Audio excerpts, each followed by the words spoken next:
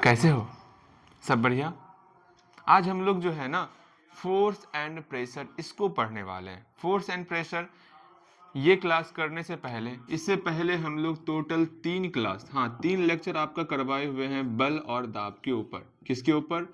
बल और दाब के ऊपर। लेकिन ये सारा तीनों क्लास जो है हम तीनों हिंदी में करवाए हुए हैं, ठीक। और आपके लिए जो है इंग्लिश में इसी क्लास को फिर से रिकॉर्ड करना बेवजह टाइम एक्सपेंड होगा। हम सोच रहे हैं इस 3 क्लास को करके आप फिर से इस क्लास को करोगे, इसी क्लास को इंग्लिश में आप समझ लोगे बेहतर तरीके से, आपको समस्याएं नहीं होंगी, ठीक है। पहला काम है इस तीनों क्लास को कंप्लीट करना। फिर से आपको ये क्लास जो आज समझा रहे हैं इस क्लास को आप कंप्लीट करोगे, आपको सब कुछ बेहतर तरीके से समझ में आएगा, कहीं कोई समस्याएं नहीं होंगी। बातें समझ में आ गई? जो हम कह रहे हैं वो बातें समझ में आई ना? मैंने क्या कहा? बल और दाब नाम से आपके प्लेलिस्ट में 3 क्लास होगा। पहले इस तीनों क्लास को कंप्लीट करोगे, फिर उसके बाद इस क्लास को कंप्लीट करना। ये पूरा का पूरा हम इंग्लिश मीडियम में समझाने वाले हैं। फर्स्ट ऑफ ऑल हम लोग जो है बल और दाब की बात करते हैं, जिसको हम लोग फोर्स एंड, बोलिएगा, फोर्स एंड प्रेशर बोलते हैं।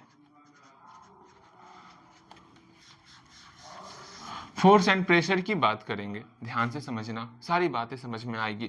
बल और दाब की बात करेंगे, इसमें आपको बस इतना ही ध्यान में रखना है। फोर्स हम किसको कहते हैं, इसको डेली क्वेश्चन आंसर में ऐड कर लोगे। फोर्स किसको कहते हैं? पहला चीज आपको ध्यान में रखना है, ये फोर्स क्या होता है, ये बल क्या होता है। बल में बस आपको इतना ही ध्यान में रखना है, किसी प्रकार का हम लोग धक्का दे रहे हैं या उसको अपनी तरफ खींच रहे हैं, वो हमारा बल कहलाता है। हाँ, धक्का देने को हम लोग पुश कहते हैं और खींचने को हम लोग पुल कहते हैं। अर्थात किसी प्रकार का पुल हो रहा है या फिर पुश हो रहा है, उसको हम लोग क्या कहेंगे? फोर्स कहेंगे, ठीक है। A force is a pull and push, हम ये बोल सकते हैं, ठीक है। A force is a pull and push.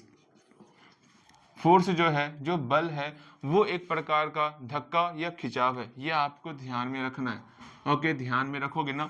जब भी हम लोग बल की बात करेंगे, इसमें आपको 2-3 चीज ध्यान में रखना कि बल का एसआई यूनिट क्या होता है। बल का एसआई यूनिट क्या होता है ये आपको ध्यान में रखना होगा। बल का सीजीएस यूनिट क्या होता है आपको ये ध्यान में रखना होगा। मान लो हम जो है क्या कर रहे हैं, इस फूल के ऊपर हम बल लगा रहे हैं। जैसे इसके ऊपर बल लगा दिए भैया, ये तो चिपक सा गया। अब इसके ऊपर हम कितना बल लगा ये कैसे चलेगा पता? भैया एसआई यूनिट में जो है ना, ये एसआई यूनिट क्या हुआ, सीजीएस यूनिट क्या हुआ, जब हम आपको डायमेंशन पढ़ाएंगे ना, वहां पर एसआई यूनिट, सीजीएस यूनिट, ये सारी बातें आपको समझाएंगे। थोड़ा हम जल्दीबाजी में समझा रहे हैं, बिकॉज आज के ही क्लास में ये तीनों, मतलब टोटल का टोटल चैप्टर आज के क्लास में ही संपन्न करना है। हम ये मान के चल रहे हैं आप ये तीनों क्लास कंप्लीट कर चुके हो, आप ये तीनों क्लास कंप्लीट कर चुके हो, हम ये सोच के चल रहे हैं, इसलिए जल्दी, इसलिए थोड़ा स्पीडली समझा रहे हैं, आप भी मेरी बातों को समझ रहे होगे, ठीक है। अगेन हम लोग आगे चलते हैं। हम क्या बोले, कोई भी हम दाब लगा रहे हैं, जैसे हम इसी मार्कर के ऊपर हम दाब लगाते हैं, दाब क्या, बल लगाते हैं। जैसे मार्कर के ऊपर बल लगा रहे हैं, ये अपने स्थान में परिवर्तन कर रहा है। हाँ भैया, आखिर इसके ऊपर कितना बल लगा है ये कैसे हम लोग जानेंगे? ये सिंपल सा है, इसको मापने का हम लोग क्या यूनिट निकाले हैं उसको समझेंगे। अगर कोई बल लगाएंगे उसको हम लोग न्यूटन में नापते हैं। किसमें? न्यूटन में हम लोग नापते हैं। ऐसा यूनिट हम लोग का न्यूटन होता है। लेकिन सीजीएस यूनिट की बात करेंगे, सीजीएस यूनिट जिसमें हम लोग, सीजीएस यूनिट समझते हो? अगर नहीं समझते तो बोलना भैया हमको डायमेंशन समझाइए, डायमेंशन हम पूरा पढ़ा देंगे आपको, ठीक है। लेकिन अभी आपको समझना होगा एसआई यूनिट और सीजीएस यूनिट जो है ये मापने का एक तरह का सिस्टम है, ठीक है। जैसे हम लोग बोले कि हाँ यहाँ पर लंबाई है, लंबाई को किस में नापेंगे? आप बोलोगे भैया मीटर में, सेंटीमीटर में। अर्थात जो आप मीटर बोल रहे हो वो आपका एसआई यूनिट हो गया, ठीक है। जो आप सेंटीमीटर बोल रहे हो वो आपका सीजीएस यूनिट हो गया। बस यही अंतर है, बस इतना ही समझना है। बस ये समझो न्यूटन से हम लोग बल को मापते हैं, और हम लोग सीजीएस यूनिट क्या होता है? डाइन होता है। भैया डाइन होता है, बिल्कुल डाइन होता है। रुको एक दिन हम आसपास के आवाज को कम कर देते हैं। आवाज को कम कैसे किया जाए? अब जो है आपको शोरगुल कम सुनाई दे रहा होगा, चलो बगल, ठीक है। हाँ, शोरगुल शोरगुल कम सुनाई दे रहा होगा। अब यहाँ ध्यान से समझना है, मेरी बातों को ध्यान से समझोगे, सब कुछ ध्यान से समझना है। अब हम बोल क्या रहे हैं, ध्यान से समझोगे। हम लोग एसआई यूनिट की बात कर रहे हैं। एसआई यूनिट क्या होता है, न्यूटन होता, और सीजीएस यूनिट हम लोग का डाइन होता है। ये समझ में आ गया हम लोग क्या बोल रहे हैं। अगर हम इसके ऊपर बल लगा रहे हैं तो आप क्या बोलोगे, भैया इसके ऊपर 5 न्यूटन का बल लगा रहे हैं आप। 5 न्यूटन मतलब क्या हुआ, 5 न्यूटन का मतलब क्या हुआ, इसके ऊपर बल को मापने का ये मात्रक है न्यूटन, ठीक है। और अगर हम बोलेंगे नहीं नहीं इसको हम डाइन में नापेंगे, तो डाइन बोलेंगे तो ये डाइन भी हम लोग का बल को मापने का ये मात्रक ही हुआ, यूनिट ही हुआ। ये आपको समझना होगा। अच्छा भैया, ये हम जब 3 क्लास किए थे ना, हम वहां बेहतर तरीके से इसके बारे में समझ गए थे। आपको वहां हम बताए थे, न्यूटन जो है ये साइंटिस्ट थे, वैज्ञानिक थे, बहुत कुछ समझाए थे वहां पर, ठीक है। आगे बढ़ते हैं। उसके बाद आपको जो है फोर्स का फॉर्मूला ध्यान में रखना होगा। फोर्स बराबर होता क्या है, फोर्स बराबर क्या होता है वो ध्यान में रखना है। जैसे ये हमारा बहुत प्यारा सा मार्कर है, ये मार्कर है ना, मान लो मार्कर बहुत भारी है, उठ नहीं रहा, उठ नहीं रहा है, अर्थात ये आपका 1 kg का है, मार्कर जो है 1 kg का। भैया बहुत बहुत बहुत भारी लग रहा है। हाँ, अगर ये मेरा 1 kg का है, बहुत भारी लग रहा है। इस 1 kg के ऊपर, इस 1 kg के ऊपर जो हम बल लगा रहे हैं, जो बल लगा रहे हैं, मान लो इसके ऊपर हम बल लगा, चल आपके ऊपर बल लगाते हैं, यूं इसके ऊपर बल लगाए, ये एक्सेलरेट किया, इधर ये भागा, जो इसका एक्सेलरेशन हुआ, ये एक्सेलरेशन और ये मास जब दोनों को मल्टीप्लाई कर देंगे, हम लोग इसके ऊपर कितना बल लगा रहे हैं वो निकल जाएगा। अर्थात फोर्स किसके बराबर होता, फोर्स बराबर होता है जब हम लोग मास का और एक्सेलरेशन का दोनों का मल्टीप्लाई कर देंगे, उसी के बराबर होता है। फोर्स बराबर मास, फोर्स बराबर मास मल्टीप्लाई एक्सेलरेशन होता है, ठीक है। फोर्स बराबर क्या होता है, मास मल्टीप्लाई एक्सेलरेशन होता है, ये ध्यान में रखना है।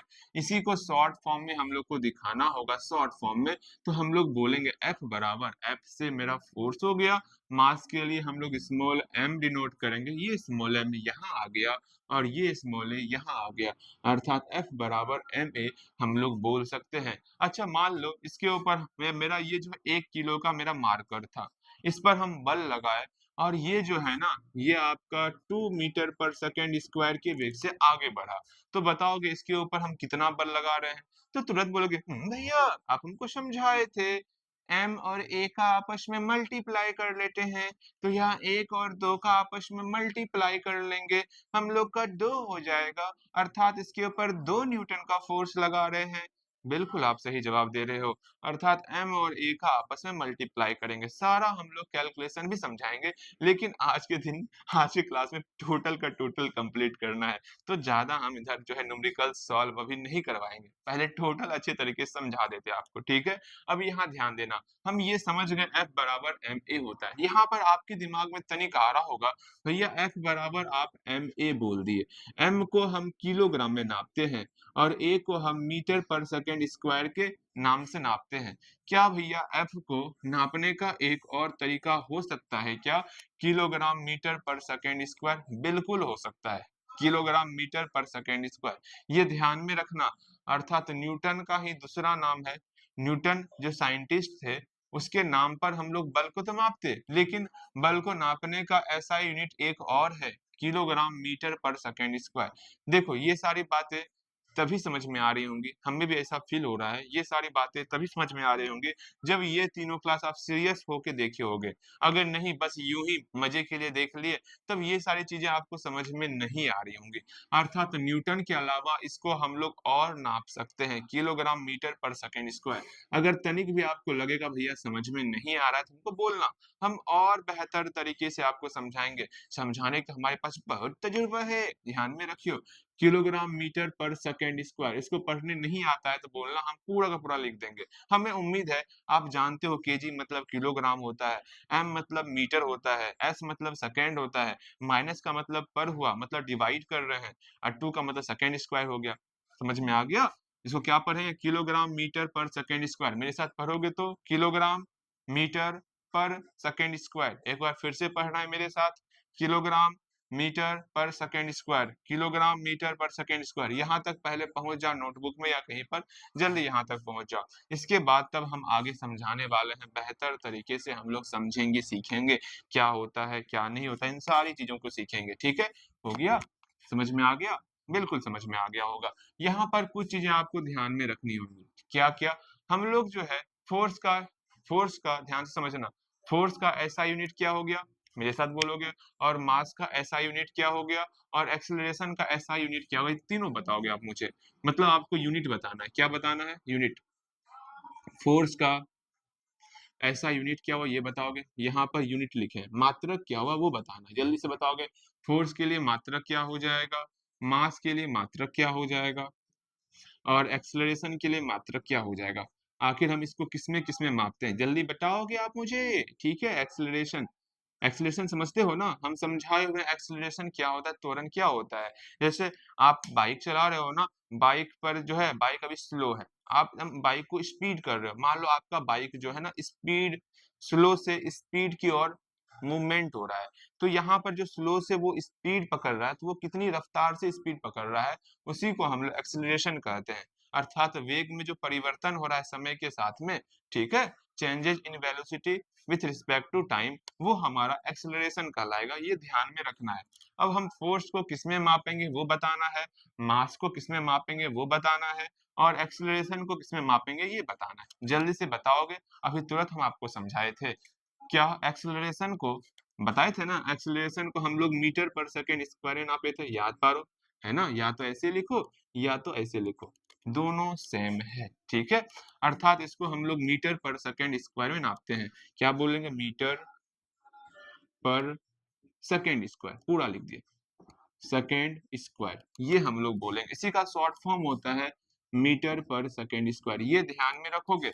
मास को हम लोग किस में मापेंगे, मास को हम लोग किलोग्राम में मापेंगे, किलोग्राम, मास को हम लोग किलोग्राम अर्थात केजी में मापेंगे, ये ध्यान में रहेगा ना, बिल्कुल आपके ध्यान में रहेगा, छप गया होगा। और फोर्स को हम लोग न्यूटन में मापते हैं, किसमें, न्यूटन में, न्यूटन बोलो या फिर इस दोनों को मिला दो, किलोग्राम मीटर पर सेकेंड स्क्वायर। ठीक है, न्यूटन का शॉर्ट फॉर्म कैपिटल एन होता है, ये ध्यान में आपको रखना है।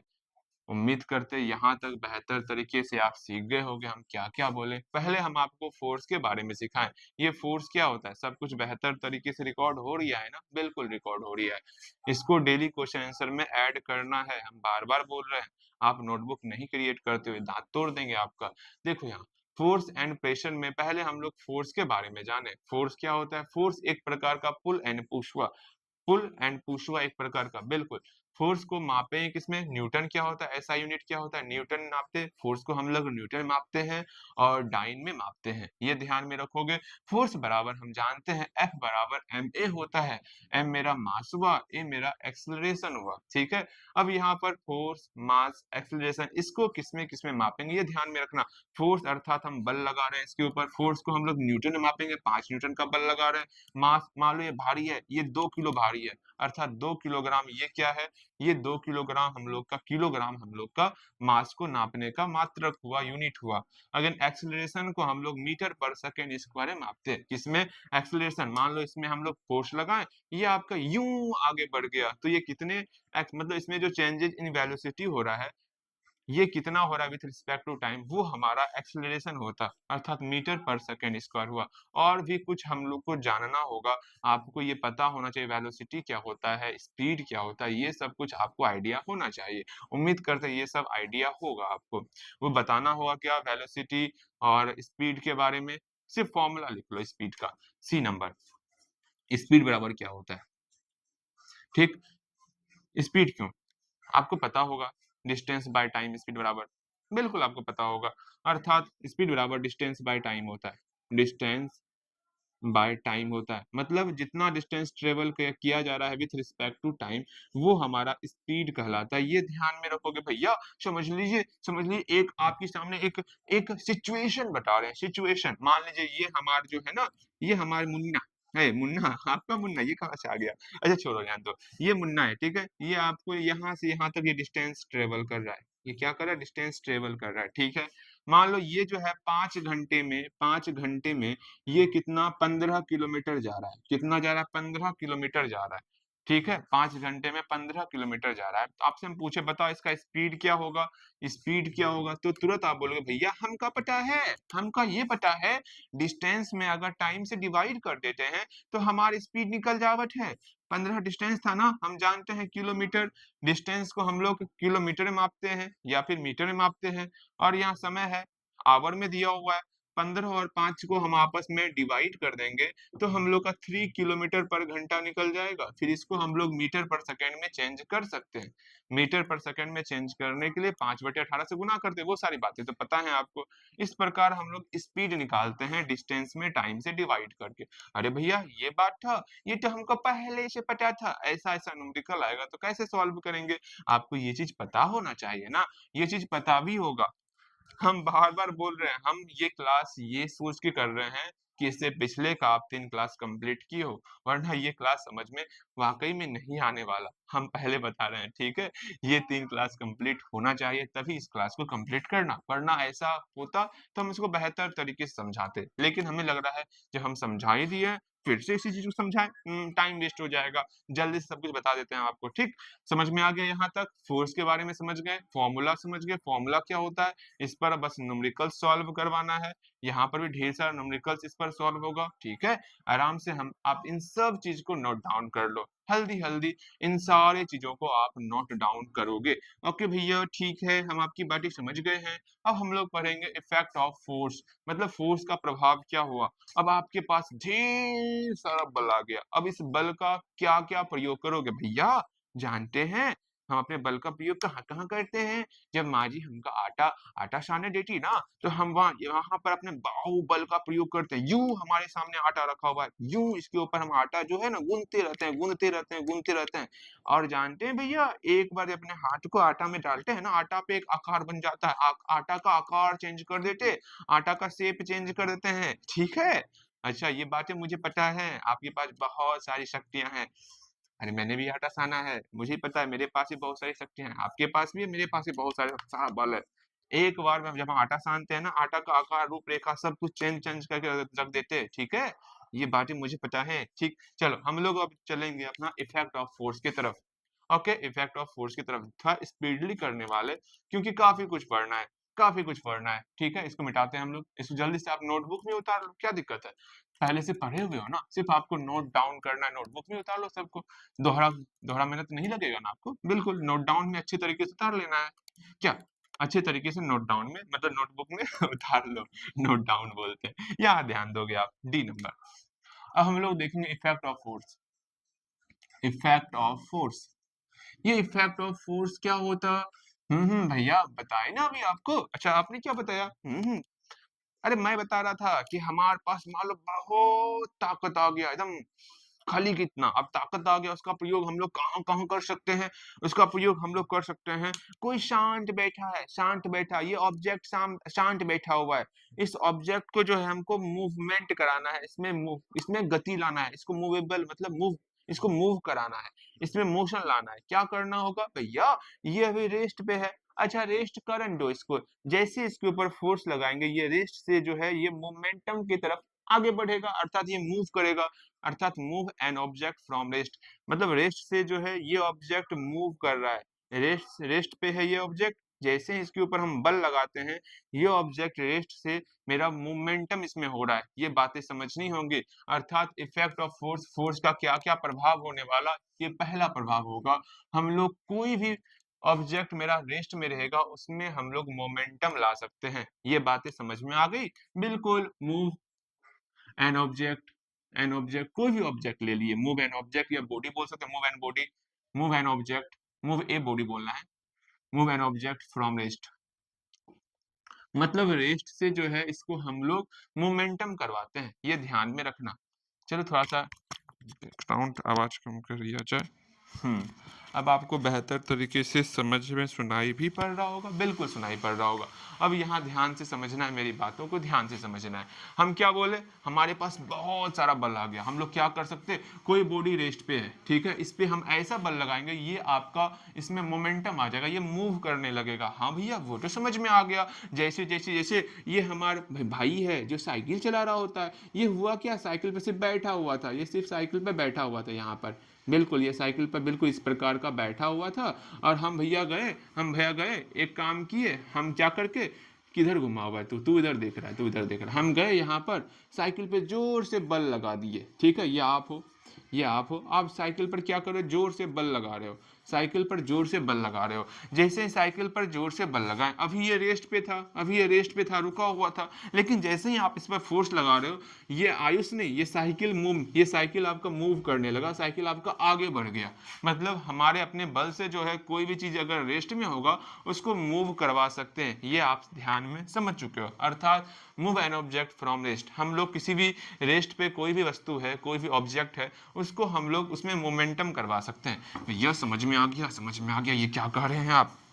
फिर आपको समझाना चाहेंगे, जैसे हम बोले हमको बल लगाना है ना, जैसे ये है, ठीक है, ये दवा है, इसका आकार कुछ इस प्रकार का है, इस पर हम बल लगाएंगे, इसका आकार चेंज कर दिए ना, देखो इसका आकार चेंज कर देना, भैया ये थुबुर थुबुर जैसा हो गया, पता नहीं कैसा हो गया, अभी कितना प्यारा था, आप ऐसा बल क्यों लगाते हैं इसके ऊपर। अरे हाँ, हम आप लोग के ऊपर बल लगाते हैं ना।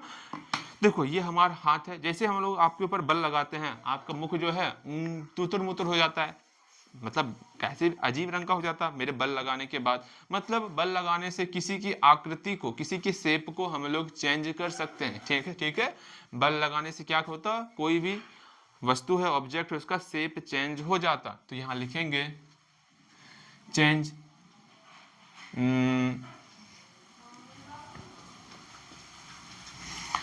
चेंज इन शेप, ठीक है, शेप में चेंज होता है, ठीक है, समझ में आ गया। या चेंज द शेप लिख दो, change the shape of an object, वो आप लिख सकते हो। अगेन आगे चलते हैं, आगे चलते हैं, सिर्फ ये ध्यान में रखना है जो शेप है उसमें हम लोग चेंजेस कर सकते हैं। अगेन आगे चलते हैं, आगे चलते हैं, मतलब change the shape of an object. फिर आगे क्या है, कोई भी, जैसे आप बैट बॉल खेलो, नहीं आप नहीं खेलोगे, आयुष खेला होगा, आयुष खेला होगा, वो क्या होगा, जैसे मान लो उधर से बॉल आ रही है, यहाँ से बॉल बड़ी रफ्तार से, ये बॉल जो है, ये बॉल जो है आपकी तरफ आ रही है, आपकी तरफ आ रही है, आपकी तरफ आ रही है।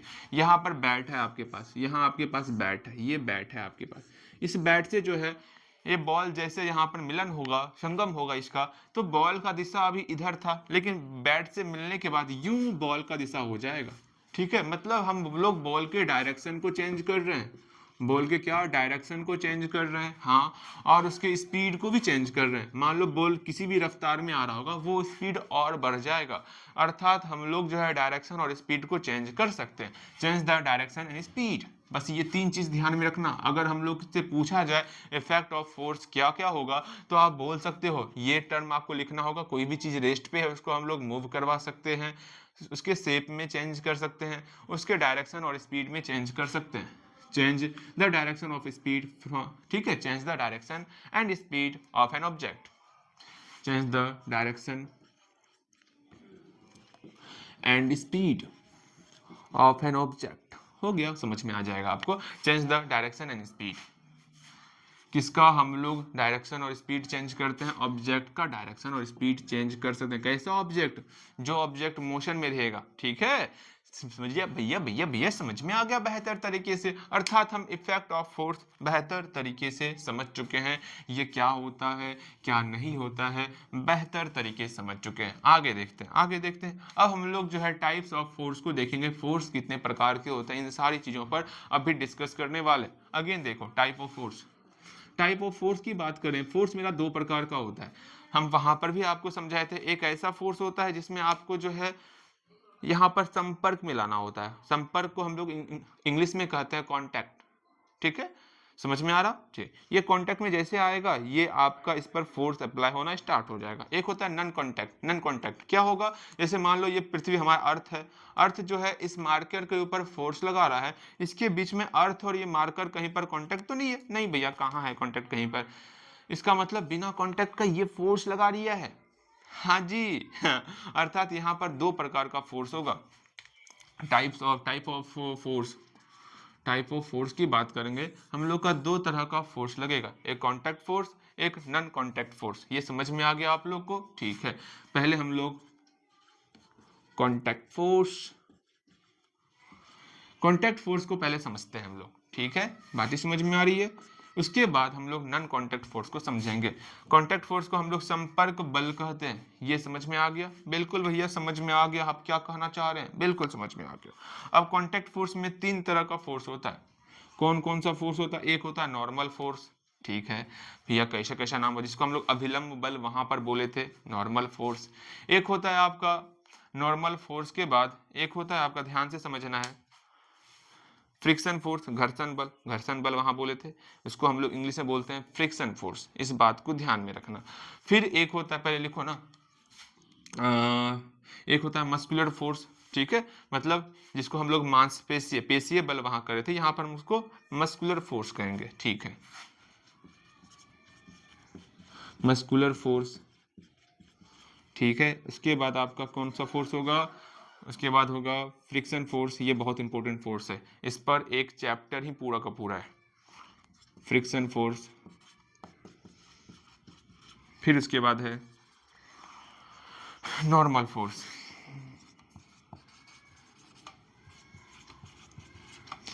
मस्कुलर फोर्स क्या होता है? ये एक ऐसा फोर्स होता है जिसमें आपका, हमारा ये मसल्स जो है, ये मसल्स दिख रहा है ना, मांसपेशी, ये मांसपेशी जो है इसके ऊपर फोर्स मतलब इसके ऊपर जो फोर्स लगाएगा, ठीक है, समझ रहे हो, जो हमारा मसल्स इसके ऊपर जो फोर्स एक्स, मतलब बोल रहे हैं क्या हम बोलना चाह रहे हैं, जो हमारा मसल्स जो है ना इस बॉडी के ऊपर जो फोर्स लगाएगा उसी को हम लोग कहते हैं क्या? मस्कुलर फोर्स कहते हैं। फ्रिक्शन फोर्स क्या हुआ? जब दो सरफेस, ठीक है, इसके बीच में एक ऐसा फोर्स होगा जो इसके मोशन को रेजिस्ट कर रहा होगा, ठीक है, जो इसके मोशन को रेजिस्ट कर रहा होगा उसको हम लोग कहेंगे फ्रिक्शन फोर्स कहेंगे। नॉर्मल फोर्स क्या कहेंगे? नॉर्मल फोर्स एक तरह का जो है हम लोग बोल सकते हैं, एक तरह का सहायक बल बोल सकते हैं, ठीक है, समझ रहे हो ना? नॉर्मल फोर्स को एक तरह का हम लोग सहायक बल बोल सकते हैं, जो कि इसके ऊपर, इसे सरफेस के द्वारा इसके ऊपर लगने वाला, परपेंडिकुलर लगने वाला बल होने वाला, उसको हम लोग नॉर्मल फोर्स कहते हैं। ये बातें ध्यान में रखनी है। पहले यहाँ तक पहुँचोगे आप, पहले यहाँ तक पहुँचो जल्दी से, इसके बाद हम लोग आगे बढ़ने वाले हैं। जल्दी यहाँ तक पहुँचोगे, पहले यहाँ ध्यान समझो। यहाँ ध्यान से समझना है। उम्मीद करते आप यहाँ तक उतार लिए होगे, या अभी तक नहीं उतारे हो, जल्दी उतारोगे, इंतजार कर रहे हैं। इसका डेफिनेशन लिखा दें कि छोड़ दें? डेफिनेशन लिखा दें या छोड़ दें? जल्दी बोलो। डेफिनेशन लिखा ही देते, समय है हम लोग के पास।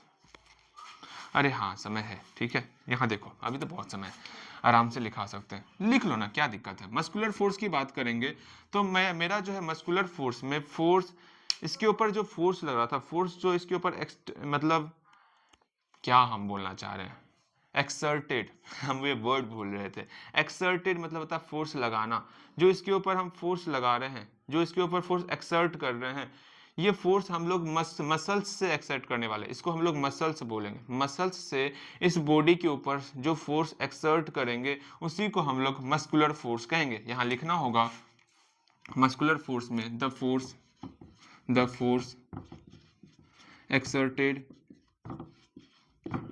exerted by muscles, the force exerted by muscles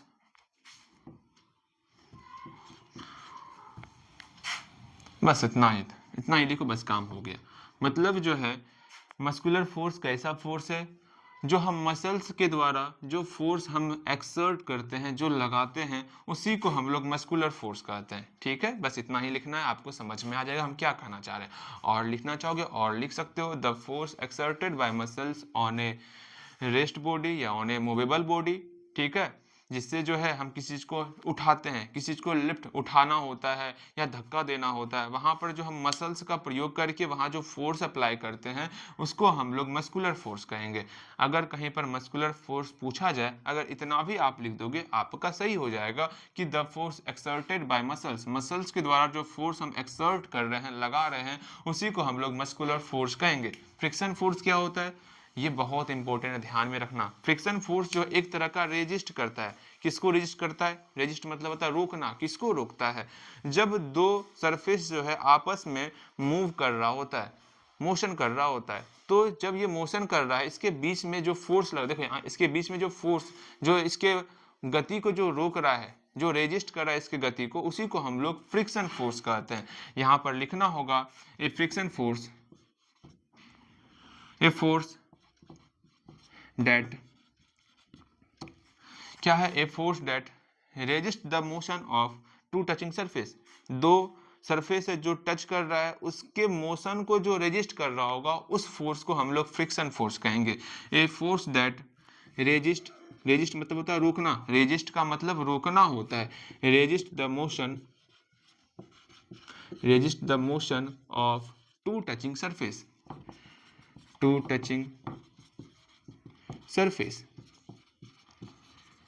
ये समझ में आ रहा है? जो दो टचिंग सरफेस है ना, उसके मोशन को जो रेजिस्ट करेगा, उस बल को हम लोग फ्रिक्शन फोर्स कहते हैं। A force that resist the motion of between two touching surface.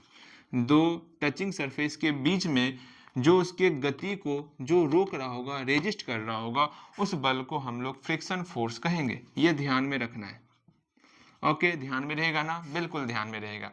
अब देखो, ध्यान से समझना है हम क्या कहना चाह रहे हैं। नॉर्मल फोर्स क्या होगा? जैसे ये मेरा कोई ऑब्जेक्ट है, ठीक है, ये ऑब्जेक्ट मान लो, अगर ये सरफेस नहीं होता, ये मेरा हाथ नहीं होता, सरफेस नहीं होता, तो ये ऑब्जेक्ट आपका नीचे गिर जाता। तो ये हाथ जो, ये सरफेस जो है, इसके ऊपर एक फोर्स एक्सर्ट कर रहा है, मतलब फोर्स लगा रहा है। कैसा फोर्स लगा रहा है? जो कि इसको नीचे नहीं गिरने दे रहा है, ठीक है। इसको हम लोग बोलते हैं सपोर्ट फोर्स, मतलब सपोर्ट कर रहा है, सपोर्ट ही कर रहा है ना, अगर ये नहीं रहेगा तो नीचे गिर जाएगा। ये एक प्रकार का सपोर्ट फोर्स है जो इसके ऊपर लग रहा है, ये इसको नीचे नहीं गिरने दे रहा है। कैसे फोर्स लग रहा है? इसके ऊपर परपेंडिकुलर लग रहा है। शायद आपको पता होना चाहिए, ये कोई बॉडी है ये मेरा अर्थ है, ठीक है, ये अर्थ इस बॉडी को अपनी तरफ खींच रहा है। ओके, अगर बीच में कोई सरफेस नहीं आएगा, ये बॉडी हमारा इस अर्थ के पास पहुंच जाएगा, ठीक है। अगर मान लो यहाँ पर हम अपने हथेली को रख दिया, अपने हथेली को यहाँ रख दिया, अब क्या होगा? ये नीचे नहीं गिर रहा होगा, यहाँ पर ये आपका रुक गया होगा। हाँ, इसको हम लोग यहाँ पर, ये हथेली जो है, इसके ऊपर एक सपोर्ट फोर्स लगा, एक सपोर्ट कर रहा है कि आपको नीचे नहीं गिरना है। आप पर हम सपोर्ट करें, आपको नीचे नहीं गिरना है, अर्थात इसके ऊपर ये एक बल लगा रहा होगा। कैसा बल लग रहा होगा? बिल्कुल जस्ट इसके अपोजिट एक बल लग रहा होगा। इसी बल को हम लोग नॉर्मल फोर्स कहते हैं, ठीक है। ये नॉर्मल फोर्स एक तरह से कल्पना किया हुआ है। एक्चुअल में आपको ऐसा फोर्स दिखता हुआ मालूम नहीं पड़ेगा, एक कल्पना है। एक हमारे न्यूटन साहब जी ने अपना जो मेथड दिया था, उस मेथड की प्रमाणिकता के लिए, ठीक है, वेरीफाई में सेटिस्फेक्शन होता है ना एक तरह का, कि हाँ प्रूफ करना चाहिए, मेरा फॉर्मूला प्रूफ होना ही होना चाहिए। अपने फॉर्मूला को प्रूफ करने के लिए एक फोर्स मन में ही जनरेट किया गया है, नॉर्मल फोर्स। एक्चुअल में ऐसा कोई फोर्स नहीं होता, इस बात को ध्यान में रखना। नॉर्मल फोर्स जिसको हम लोग अभिलंब बल बोलते हैं, क्या होगा हम लोग का अभिलंब बल? आप लोग को बोलना पड़ेगा, ए force is the support force, the support force exerted by,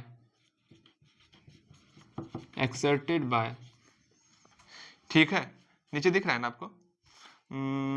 हाँ, नीचे दिख रहा है। the support force exerted by the surface, by a surface, a surface ही लगा, a surface, अच्छे से लिखो।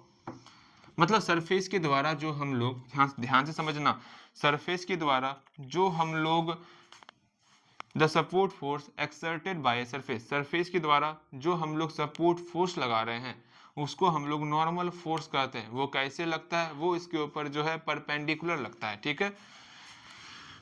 The support force exerted by a surface, surface acting perpendicular to it. Acting किस तरह लगता है? परपेंडिकुलर लगता है ना, एक्टिंग परपेंडिकुलर।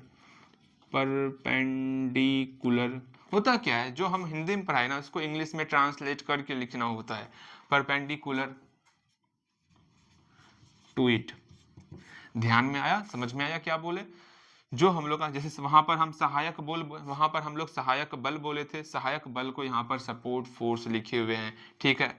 यहाँ पर एक्सर्टेड का मतलब उसके ऊपर लगा रहे हैं, ठीक है, किसके ऊपर, सरफेस जो है एक्सर्ट कर रहा है, सरफेस लगा रहा है फोर्स, कैसा फोर्स लगा रहा है, सपोर्ट फोर्स लगा रहा है, ठीक है, किस प्रकार लग रहा है, परपेंडिकुलर लग रहा है, किस पर लग रहा है, इट मतलब उस ऑब्जेक्ट पर लग रहा होता है तो इसको हम लोग नॉर्मल फोर्स कहेंगे। बातें समझ में आ गई, सब कुछ दिख रहा है ना, बिल्कुल। अगेन चलते हैं आगे। देखो अभी थोड़ा सा लग रहा होगा, बोरिंग जैसा फील हो रहा होगा, लेकिन हमें ये कंप्लीट करना है आज। फोर्स एंड प्रेशर को आज हम कंप्लीट कर डालेंगे, ठीक है, इस लेक्चर में। अगेन आगे चलते हैं। कॉन्टैक्ट फोर्स हो गया, अब हम लोग का नॉन कॉन्टैक्ट फोर्स बचा हुआ है, उसको कंप्लीट कर लेते हैं।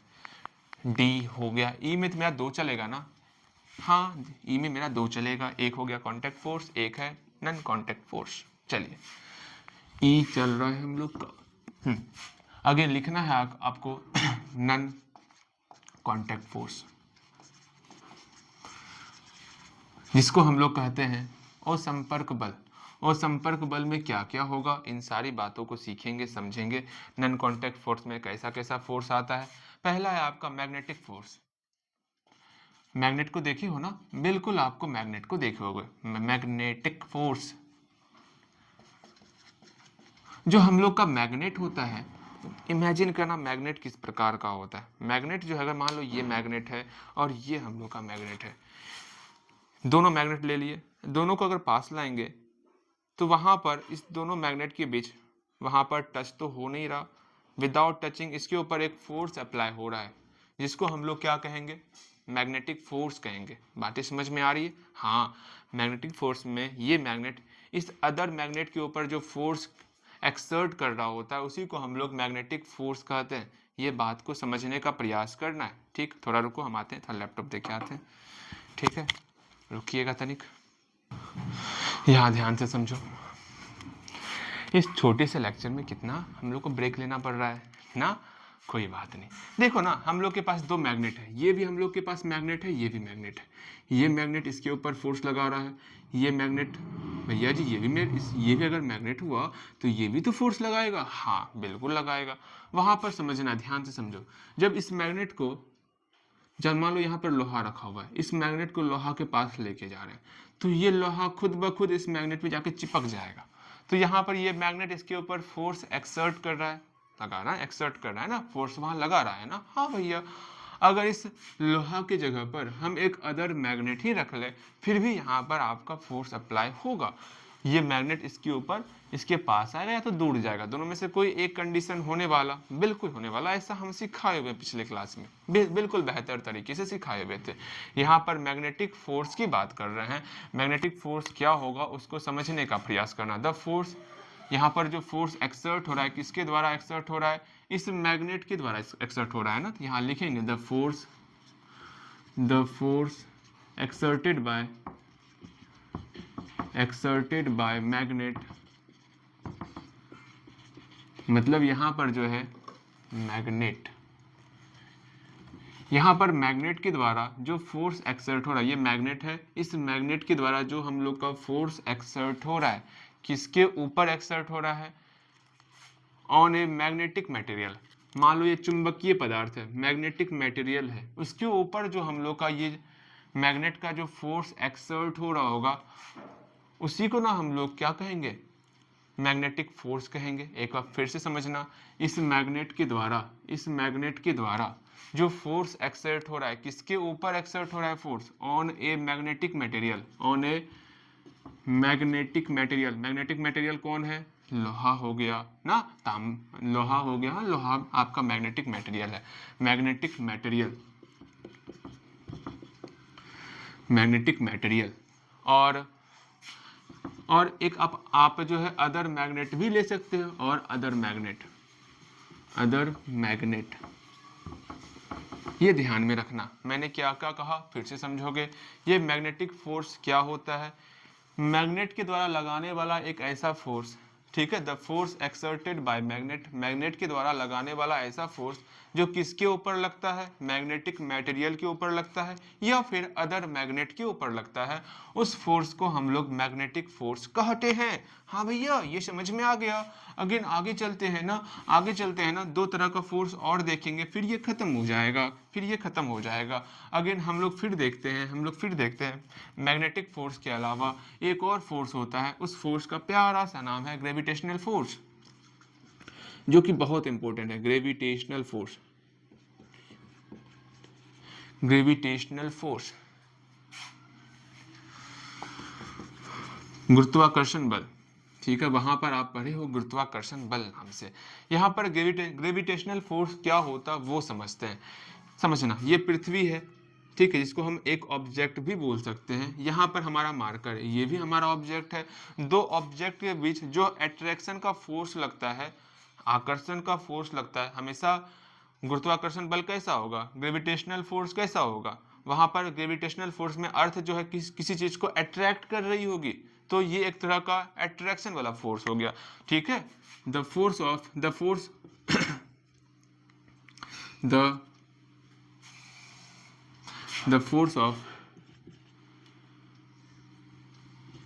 फोर्स ऑफ अट्रैक्शन मतलब दो बॉडी के बीच में, दो ऑब्जेक्ट के बीच में जो अट्रैक्शन का फोर्स लग रहा है, उसी को हम लोग क्या बोलते हैं, ग्रेविटेशनल फोर्स बोलते हैं। The force of attraction between two objects,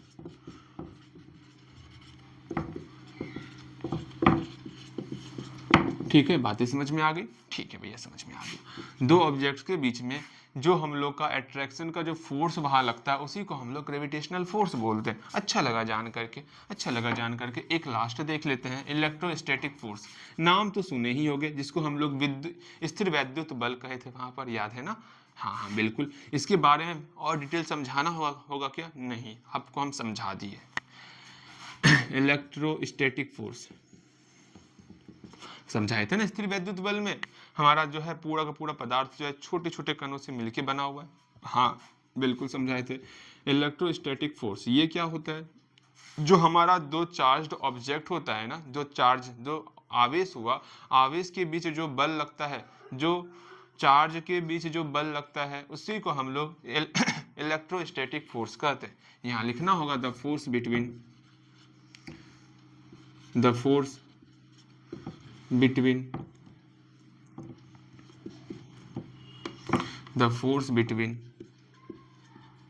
अच्छे से लिखो ना, क्या हो रहा है, द फोर्स बिटवीन चार्ज्ड,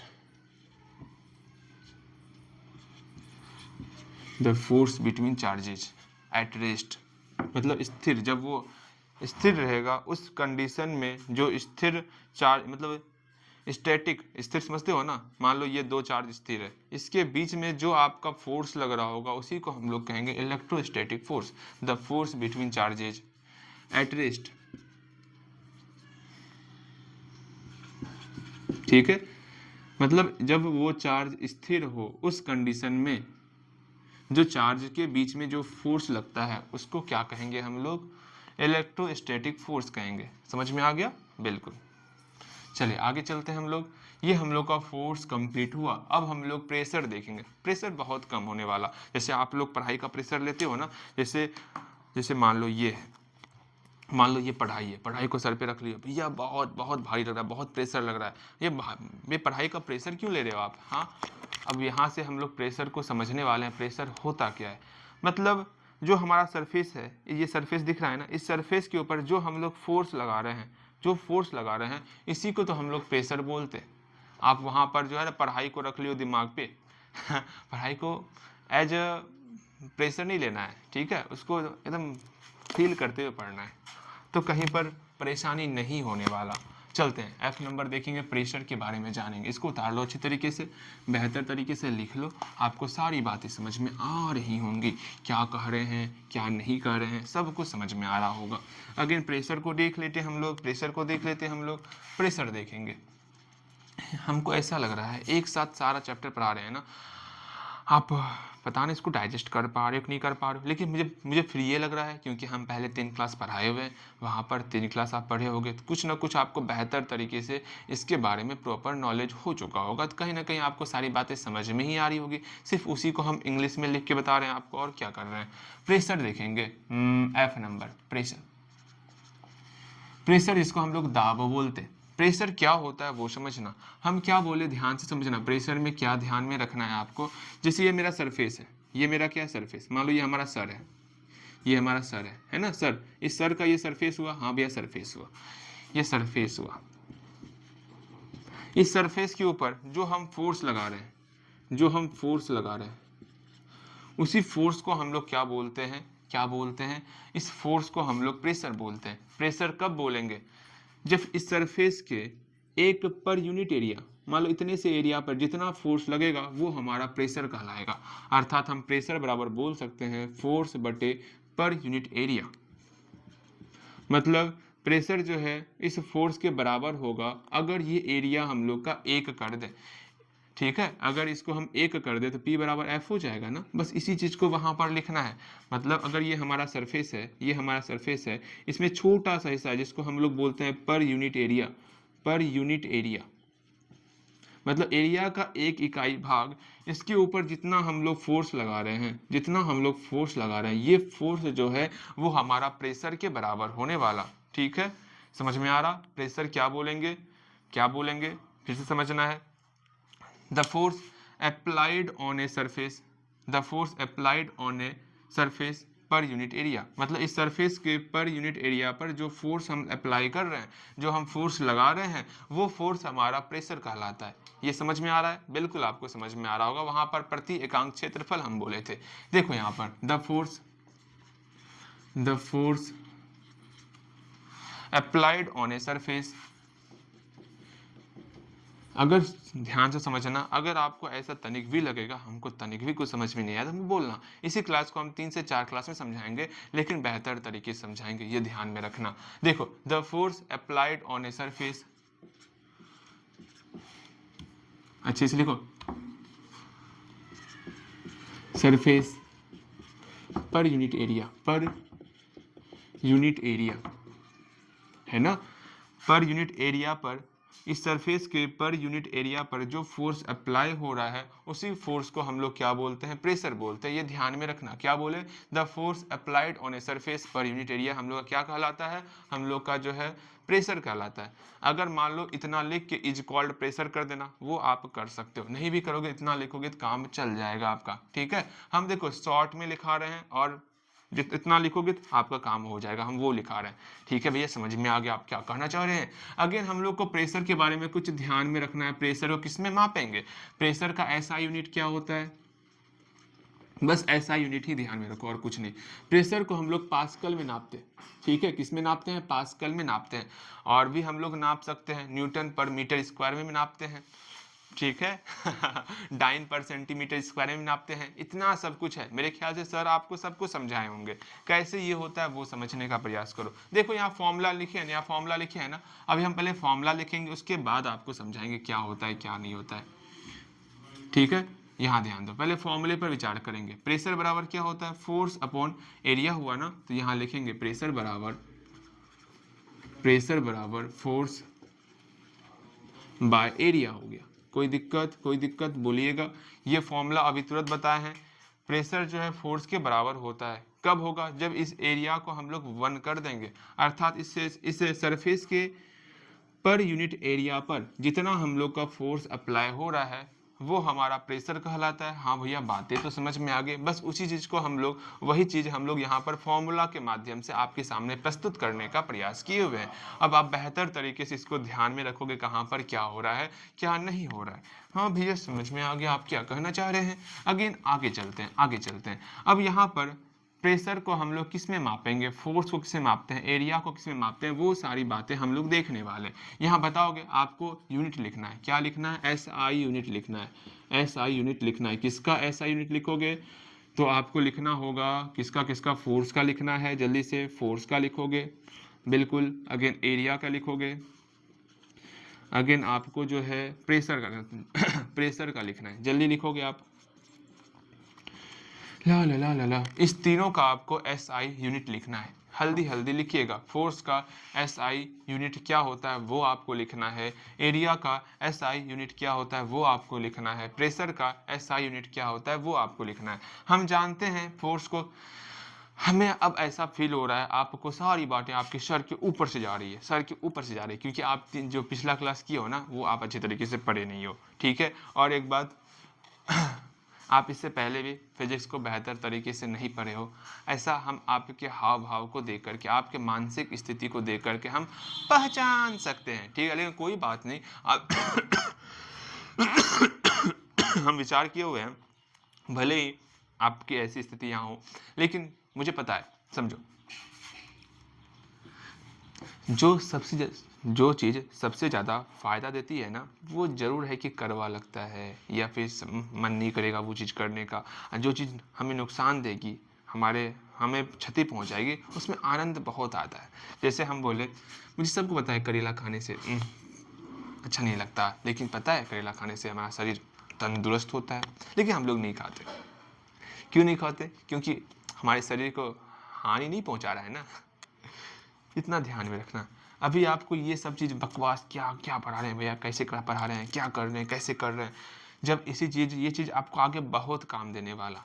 इतना ध्यान में रखना। आगे आएगा ये न्यूटन क्या होता है, मीटर स्क्वायर क्या होता है, प्रेशर, हम लोग प्रेशर को वहाँ पर किस में नाप रहे हैं, पास्कल में नाप रहे हैं। आपके सामने वहाँ पास्कल वर्ड आएगा, वहाँ आप परेशान हो जाओगे। सारी परेशानी ख़त्म करने का बस एक ही तरीका है, ये बहुत बहुत शॉर्ट टाइम में सब कुछ एक जगह सब कुछ आपको लिखा रहे हैं, बिल्कुल अच्छे तरीके से लिखा रहे हैं। ठीक है, उसको बस लिख लो। हाँ, अगर आपको समझ में नहीं आता, आप मुझे बोलोगे भैया समझ में नहीं आता है, आपको यही चीज़ को हम 2 से 3 क्लास में समझाएंगे, लेकिन आपको बेहतर तरीके से समझाएंगे।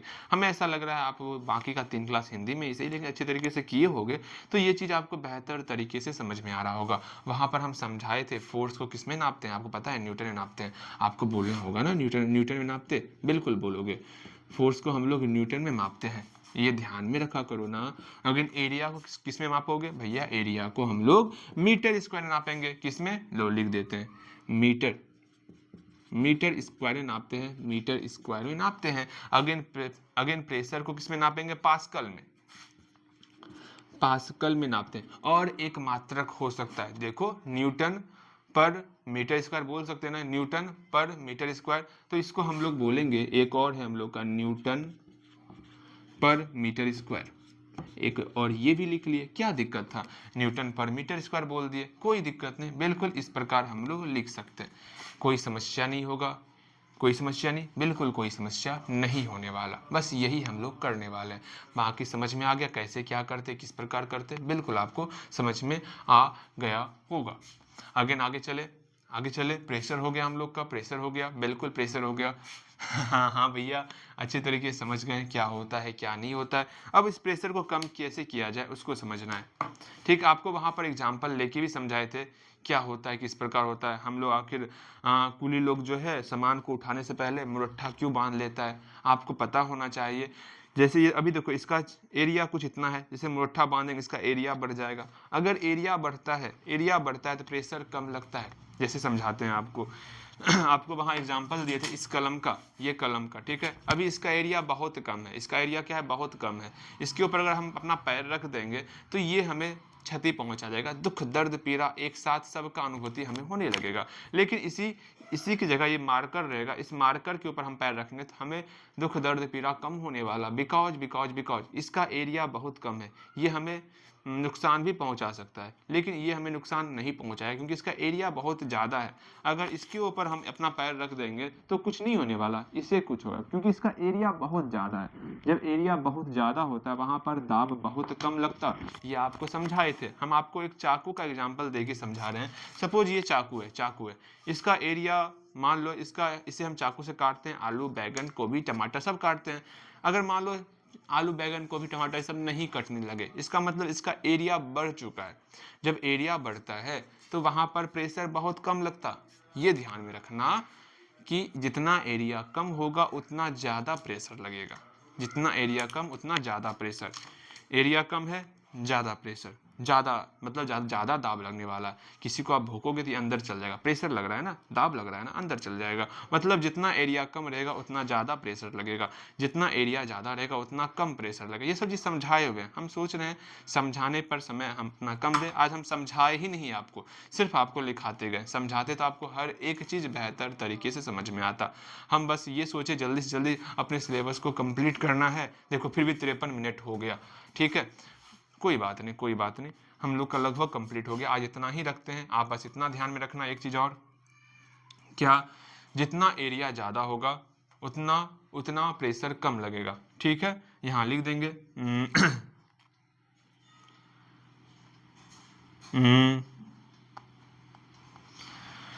More than area, more than area, ऐसे लिखो ना, मोर एरिया, जितना ज़्यादा एरिया उतना